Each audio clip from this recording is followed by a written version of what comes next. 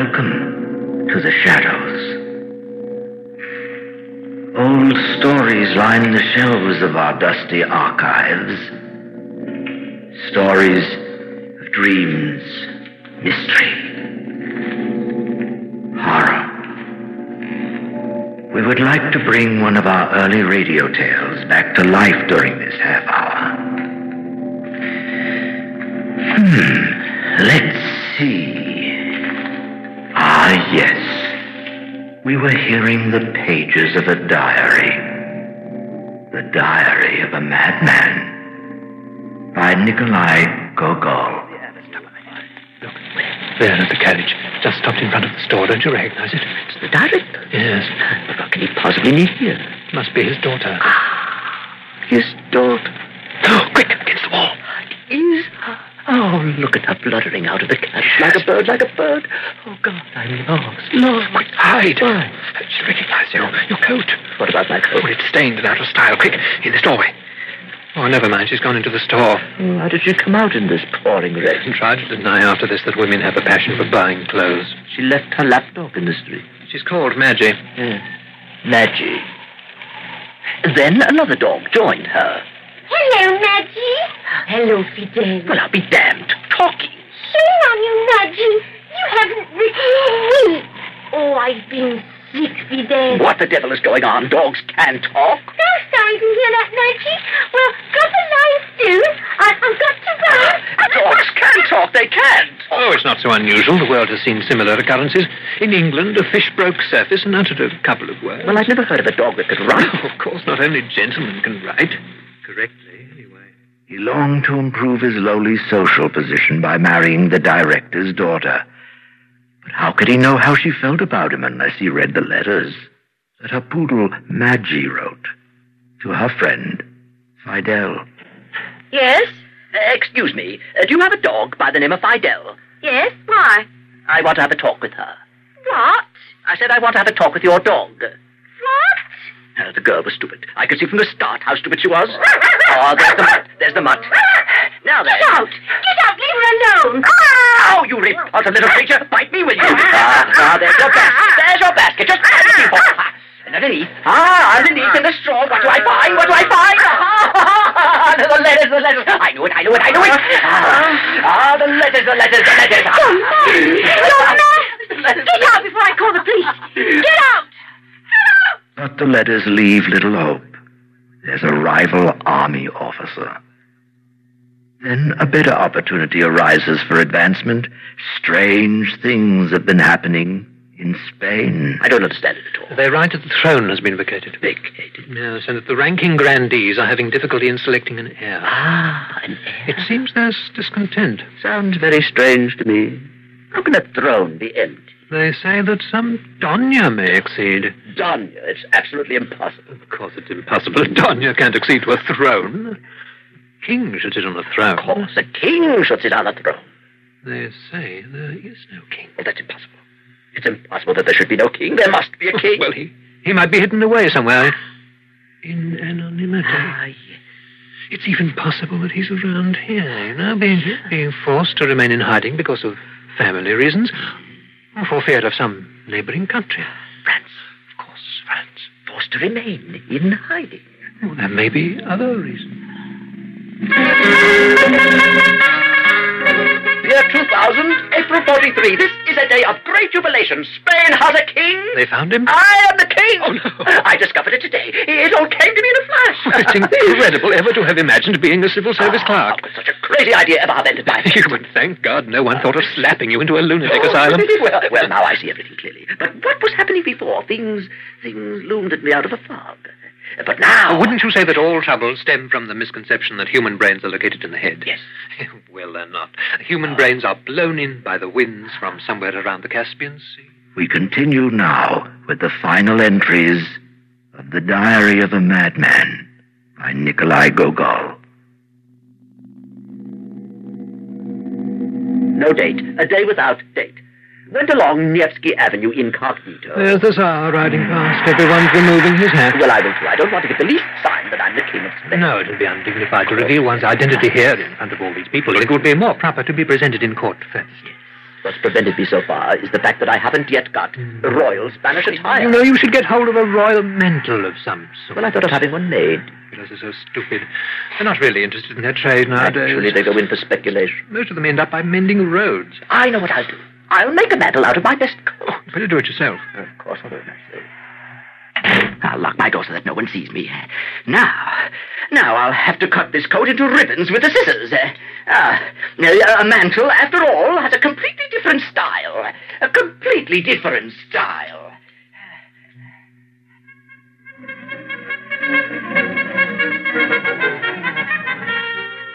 Can't remember the day, nor the month.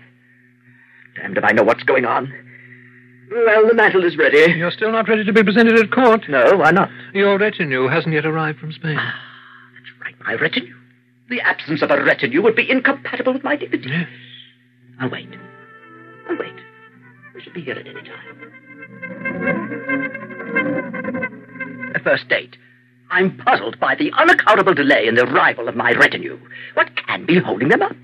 I went to the post office to inquire whether the Spanish delegates had arrived. Oh, but the postmistress is an utter fool. No, there's no Spanish delegates around here, but if you'd like to mail a letter, we'd be delighted to accept. Letter? What the devil is she talking about? What letter? Letter my foot! Let druggists write letters.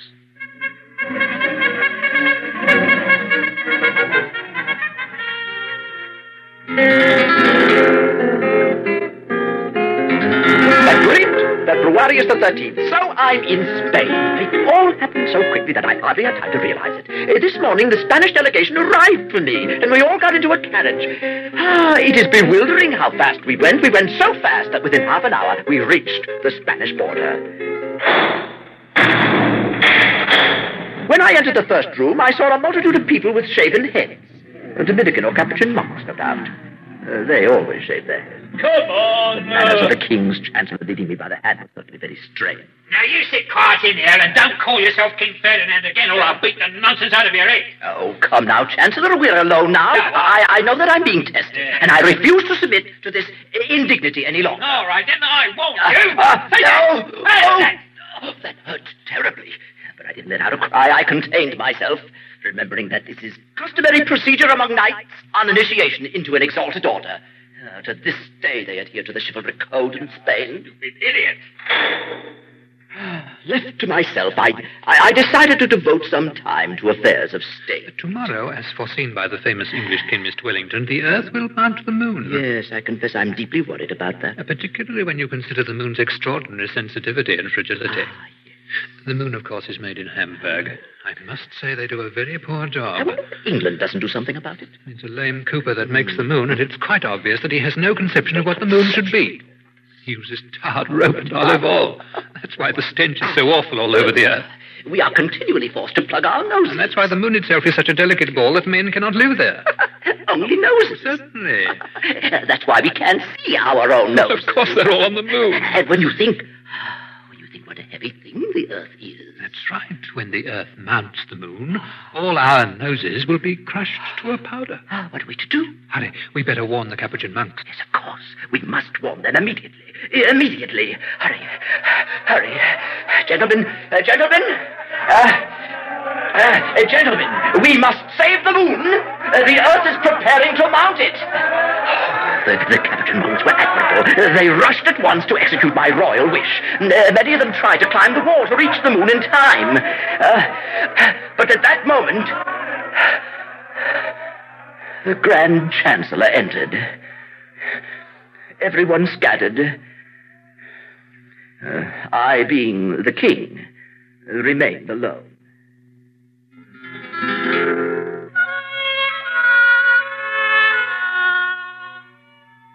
January of the same year, which happened after Februarius. I still can't make out what sort of a place Spain is. The customs and the etiquette of the court are quite incredible. I don't see it. I don't grasp It's it. incomprehensible. They shaved my head.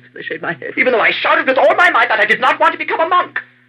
They began to drip cold water on my head. I've never been through such torture. Who can understand the point of such peculiar customs? Stupid, it's senseless. And the irresponsibility of the kings who never got around to outlawing this custom, it's quite incomprehensible. I can't grasp it. There are indications that would make one wonder whether one hasn't fallen into the hands of the Inquisition. Inquisition. That Chancellor, for instance. The Grand Inquisitor himself? Yes, but then how could the king be subjected to the Inquisition? True. Oh, true. Unless this is the work of some other country? France. Yes, that fellow Polignac. That Polignac is an absolute beast. He swore to drive me to my death. Oh, there's no end to his maneuvers. And he is himself being led by the English. Of course, the English are great politicians. They spread the seeds of dissension everywhere. Everywhere. The whole world knows when England takes snuff. France sneezes. Sneezes.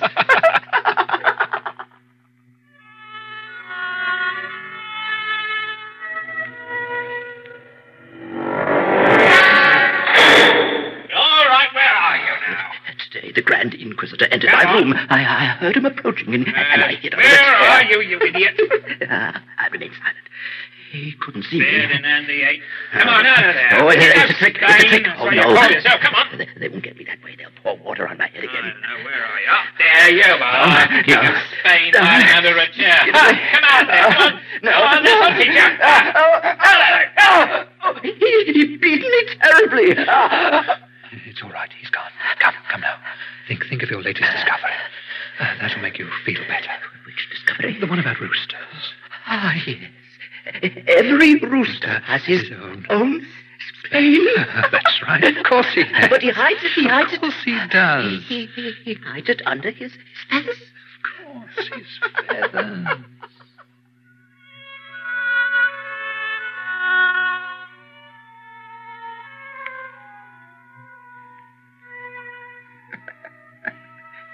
Day 34. Month. Year.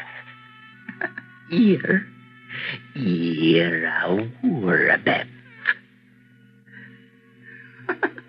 3, 4, 9. 9. No, I have no strength left. I can't stand any more. Oh, God, what they're doing to me. They pour cold water on my head. They don't listen to me. They don't hear me. They don't see me. What have I done to them? Why do they torture me so? What do they want from me? What can I give them? I haven't anything to give. I have no strength. I cannot bear this suffering. My head is on fire, and everything goes round me in circles. Save me. Save me.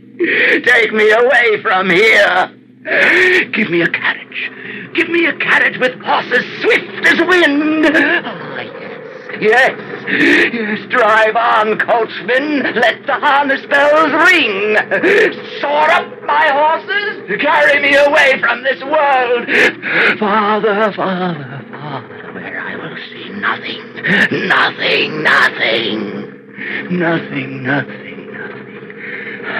Ah, there's the sky smoking before me. A star twinkles far away. The forest rushes past me with its dark trees and the crescent moon. The violet bark is a carpet underneath me. Oh, I hear something through the fog. On the one side, the sea. On the other, Italy. Russian huts. Russian huts. Maybe that's my house over there, looking blue in the distance. Oh, and isn't that my mother sitting by the window? Yes, Mother.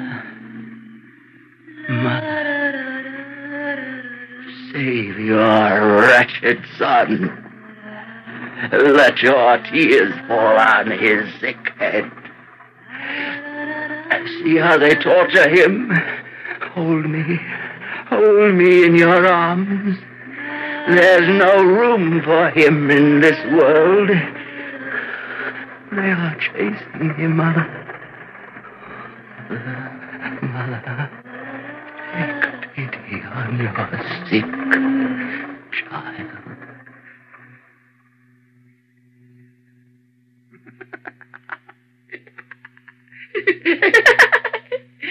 And by the way, have you heard that the Day of Algiers has a wart? A wart!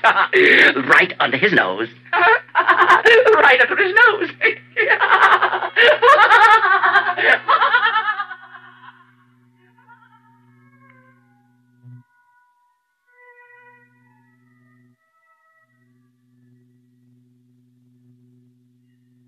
And so ended The Diary of a Madman by Nikolai Gogol, adapted and produced a long time ago by Eric Bauersfeld, who was heard as the Madman, with Bernard Mays as the alter ego and Pat Franklin as the women and the dogs.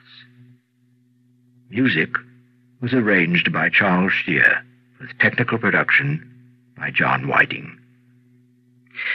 Well, we have a little time left on this half hour. Over here is a shelf marked "The End of the World." I think we'll have time enough for that. A vignette about an old man whose job it is to row certain people across a very particular river. His name is Charon, and his final crossing is related to us by Lord Dunsany.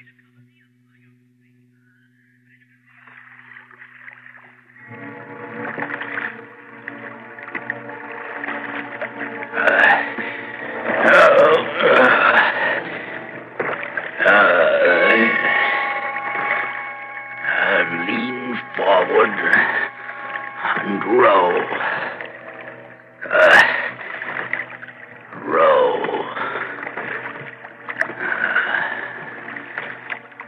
All things are one in my weariness.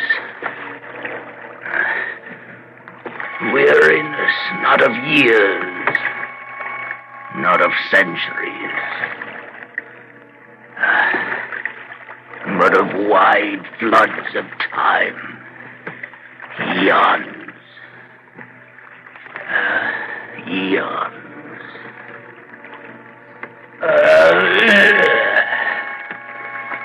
Oh, the heaviness. The pain in my arms. A part of the scheme made by the gods. And all of a piece with eternity.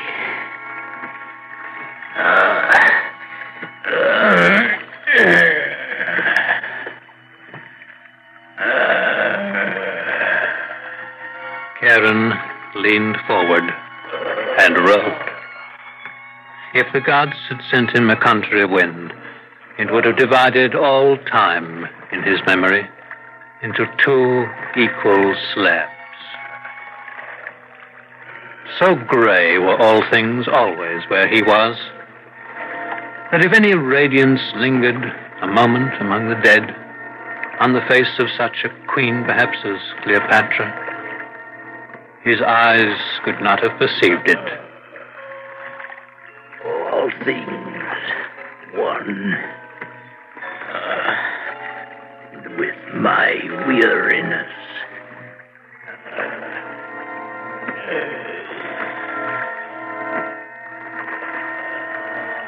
It was strange that the dead nowadays were coming in such numbers. They were coming in thousands where they used to come in 50s. It was neither Charon's duty nor his wont to ponder in his grey soul why these things may be. Charon leaned forward and rowed.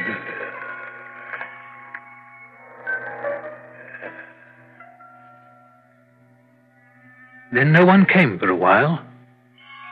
It wasn't usual for the gods to send no one down from earth for such a space, but the gods knew best. One man finally came, alone. The ghost sat shivering on a lonely bench, and the great boat pushed off.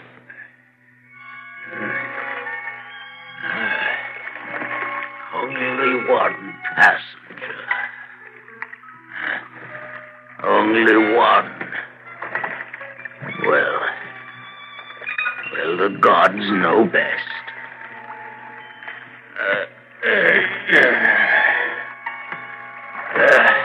The gods know best.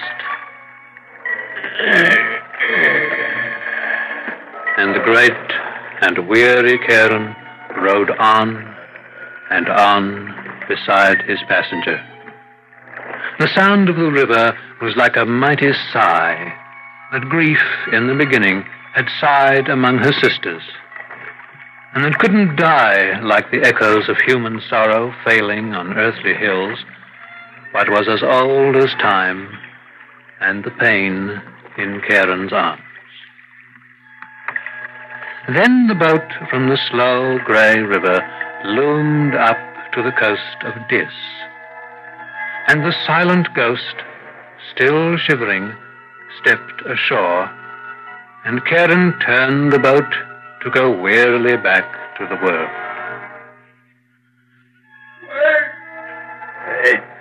Wait. I can't wait. I must go back to the world. Wait! I am the last!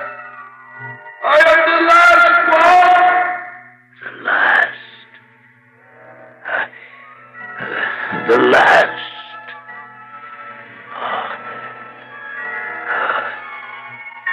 The last.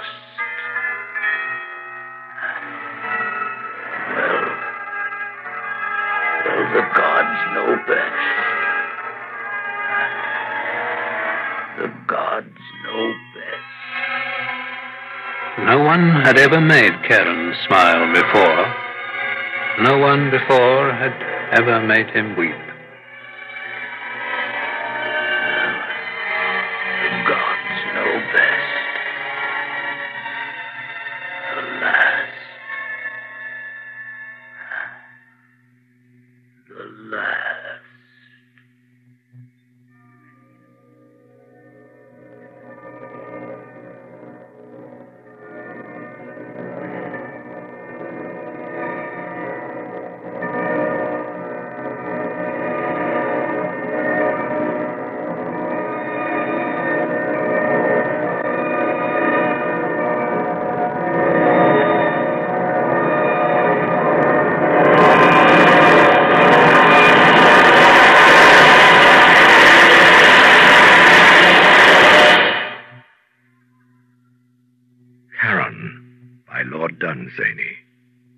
Bernard Mays narrated, Eric Bowersfeld did the rowing, with a technical production by John Whiting.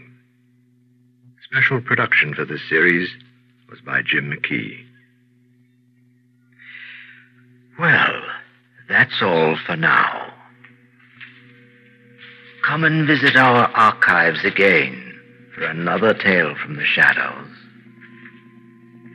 Real soon.